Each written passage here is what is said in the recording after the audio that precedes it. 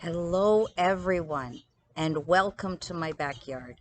It was such a gorgeous day today. I thought I have to talk to you from here. This is my happy place. What I wanted to share with all of you today was a little bit about my own story. So I'm not going to be doing sound Reiki or EFT today. I'm just going to share a little bit about what I've been through, what's worked for me in my healing journey, in case it resonates with you, and maybe there's something we might have in common, or maybe a little tidbit of information that may spark your creativity, and you may feel that it'll work for you too. Life is all about dealing with what you have to deal with at the present time in the best way that you can. That's what we're all doing. Now, when things really changed for me was after I had gotten cancer. Now, I understood that at this time, I had to change something in my life that just wasn't working. And at first, when I first heard about it, I was scared, as anybody would be. You know, so many questions.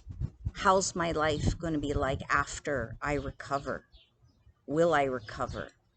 Will I have to ask for help? Which is something that I definitely didn't want to do. I was more used to giving help than receiving it.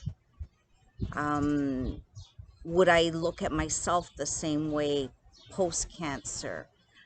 So many questions, right? And things never go 100%. You always have to change course, find out to truly find out what's working for you.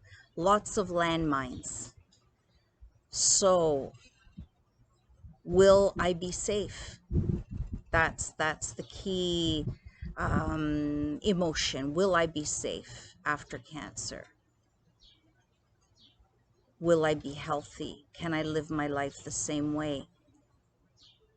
So is it that I have to now change something?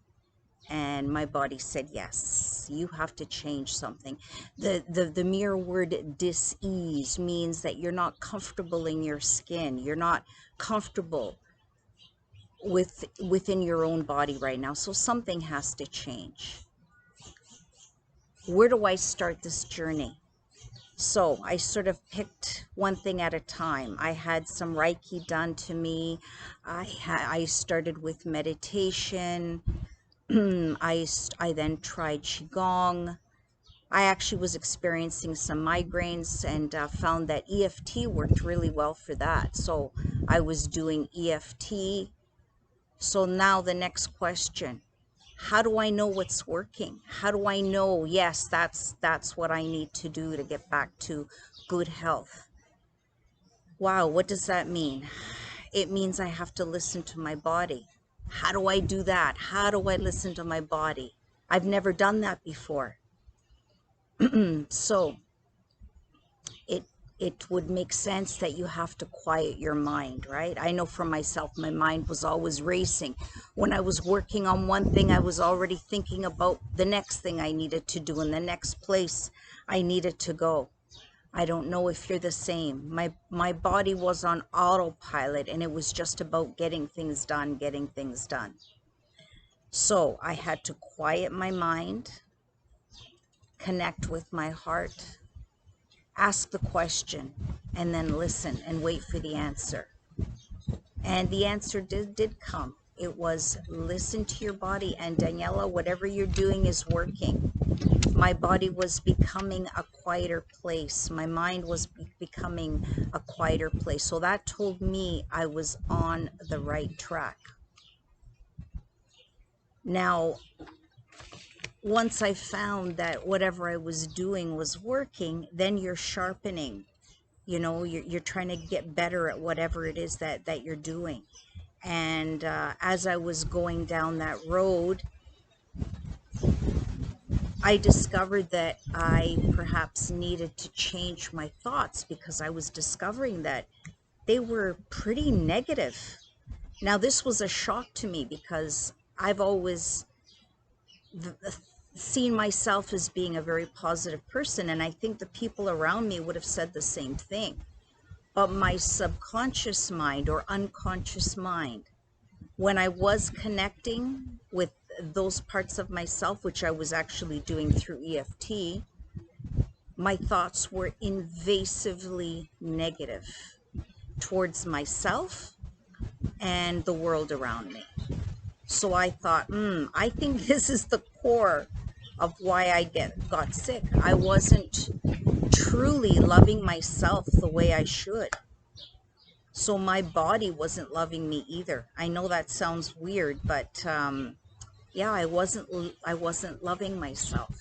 So I thought, where do I go from here? How do I change my thoughts? I mean, this is something I've had with me for so long. I mean, how do you change your thoughts? Do I have any control over that? And the answer is yes. You do have, I hate to use the word control, but you can affect the way your mind works, the way your thoughts work. And if they're negative and not working for you, that's not good. That much I knew.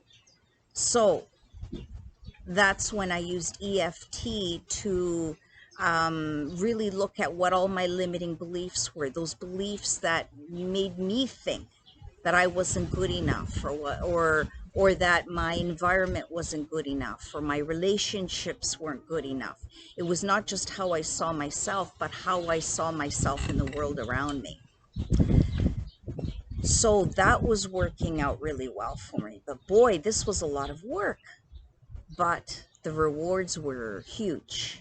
I was starting to feel much more comfortable within my own skin. I was starting to see myself in a much more positive light. I was becoming happier. I was experiencing more joy within my life and my relationships. So, nothing is easy, but in this lifetime, I think the reason why each of us is put onto this earth, and I think anybody would agree, it's to be the best you can be, to be the happiest you can be. And if you're not happy, look for that happiness. Find a place or a group of people where you are loved and appreciated. But before we can do all that really well, is you have to love yourself. And I find in working with my own self and working with other clients, that seems to be the biggest hurdle, is loving yourself.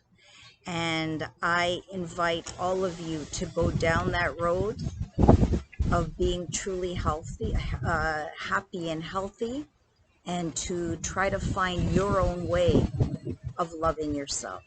That is where the true secret to being happy is. And I wish that for all of you. Good luck until I see you next week. Love you all. Bye-bye.